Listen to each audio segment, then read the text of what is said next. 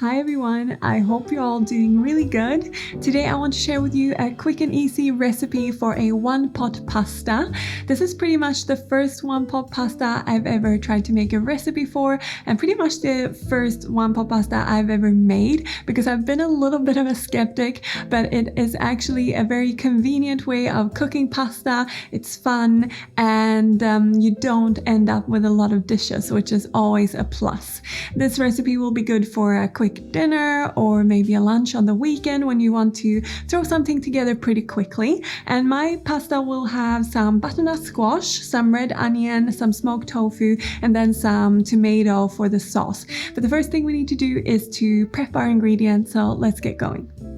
First, I'm going to remove the seeds from half of a medium-sized butternut squash. I like to just scoop them out with a spoon, and then I'm going to peel it as well. So I use a vegetable peeler, but you could also use a knife if you find that easier.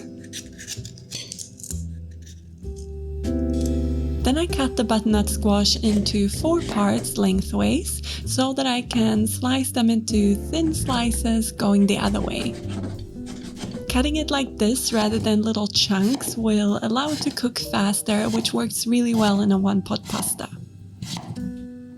Then I move on to cutting up some red onion, and you can use 1 large red onion or 2 smaller ones, and I'm just slicing them into half moons. Then for the final bit of prep, I'm going to cut up a block of smoked tofu, and this is 230 grams that I'm cutting into 1 centimeter slices one way, and then just chopping that up into little cubes.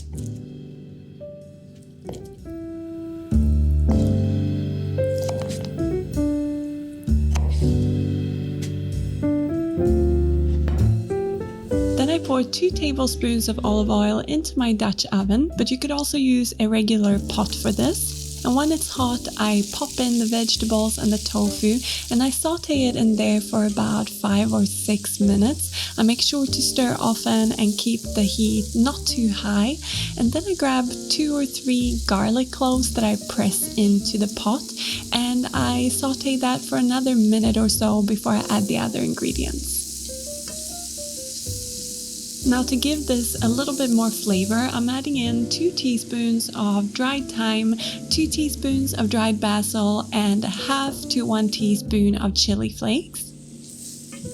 I make sure to stir that through nicely before I add in my liquids. For the sauce, I'm adding in 1.5 cans of chopped tomatoes, followed by 3.5 cups of water. And this might sound very watery now, but it will all cook away and thicken up, trust me. I also season with some salt and black pepper to taste, and I'm adding in 2 tablespoons of vegetable stock powder, or you could use stock cubes. This will just add more flavor and depth to the dish.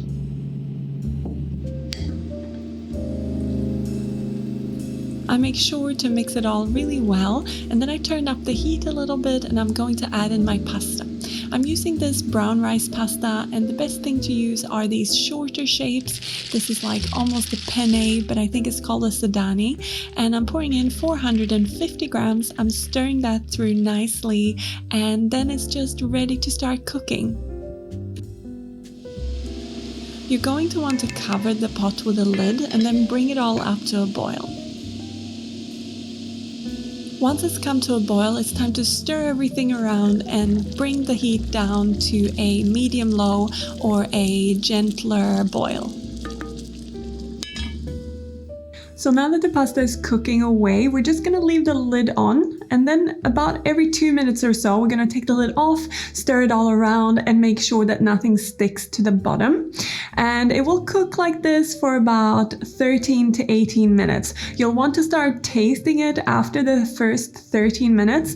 And also, depending on the pasta you use, you might need to adapt this cooking time. So maybe it will be 11 minutes or it will be 20 minutes, depending on the pasta you're using. Like you saw, I use a brown rice gluten-free pasta. When it comes to gluten-free pasta, I think brown rice pasta is the best for this because it has a bit more of like a firm texture, so it won't disintegrate in the pot as you're stirring and cooking it for a little bit longer than it would normally.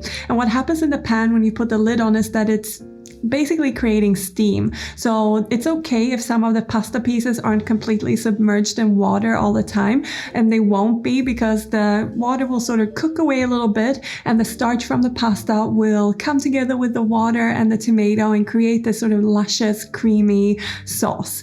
You will see it's delicious. While this is cooking, I wanted to make some Brazil nut vegan parmesan. So it's like a whole food, plant-based alternative to Parmesan cheese. It's very easy to make, and we're gonna do it right now.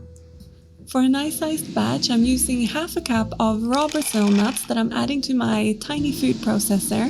And then I'm adding in a 1/4 cup of nutritional yeast, which will give it that cheesy flavor. I'm also adding in 1 teaspoon of garlic powder and a good pinch of salt before I blend it all up until it's a crumbly consistency. I like to pulse it like this to make sure I don't break it up too much. When it's done, it will look something like this, and it will have a really nutty and cheesy and lovely flavor, and it's great sprinkled on pasta and soups and all sorts of things.